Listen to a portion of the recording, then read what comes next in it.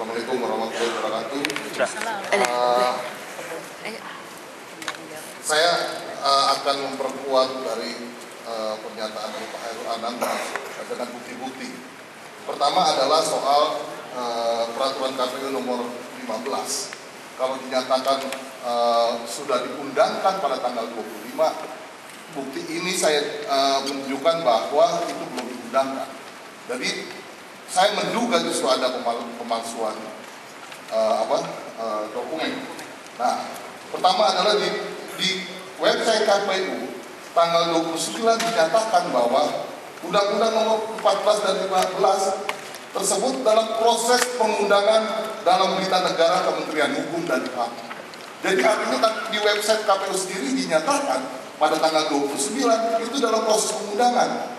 Bagaimana dalam proses pengundangan itu bisa dijadikan dasar hukum untuk melakukan perubahan pada tanggal 25. Dan artinya adalah peraturan nomor 15 atau 14 itu tidak valid untuk dapat digunakan sebagai basis hukum untuk merubah PKPU nomor 11 tentang pengunduran jadwal pada tanggal 25. Itu satu. Kedua, soal berita acara gitu. Menurut saya juga saudara-saudara di KPU itu berbohong karena nggak ada berita acara.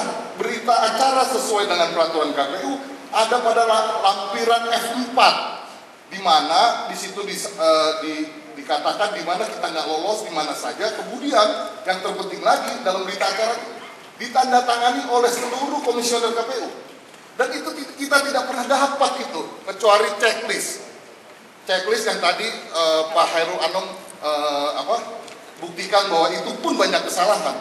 Jadi berdasarkan peraturan KPU sendiri bahwa yang namanya berita acara itu ada di lampiran F4 yang ditandatangani oleh seluruh komisioner. Dan sampai sekarang kami tidak pernah menerima itu. Satu. Kedua, terakhir saya bilang ini soal KTA.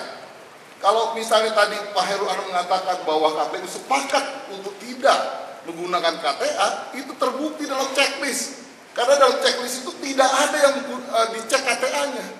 Jadi itu valid apa yang dikatakan Saudara Haidar Gumai, bahwa KPU tidak pernah memverifikasi KTA yang seharusnya itu adalah pelanggaran terhadap undang-undang. Karena undang-undang mengatakan bahwa KTA itu harus diverifikasi.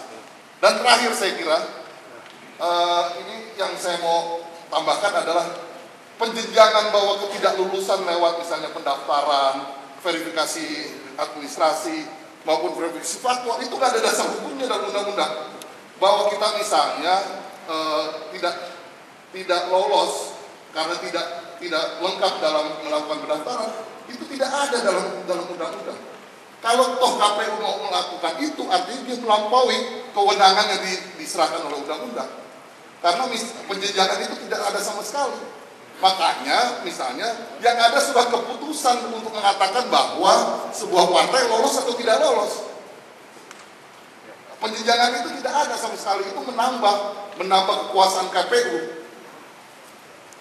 Nah itu saya kira itu saya hanya menguatkan itu, dan saya punya bukti misalnya tadi bahwa dalam sekali lagi kemarin ya hari Senin tanggal 12 tiba-tiba misalnya website KPU under construction nggak bisa diakses. Hari Selasa hari ini bisa diakses dan mengatakan tiba-tiba peraturan nomor 15 sudah ditandatangani pada tanggal 25. Sudah diundangkan.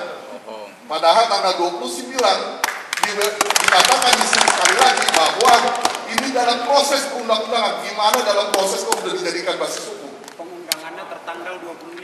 Ya, saya kira ini banyak kebohongan dan kemungkinan juga ini pemalsuan dokumen, dan ini adalah kriminal. Kami akan coba menuju itu di jalur yang jelas. Terima kasih.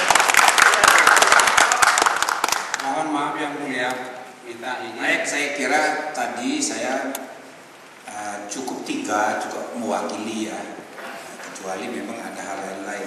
Mungkin ada perempuan yang belum. Kami ingin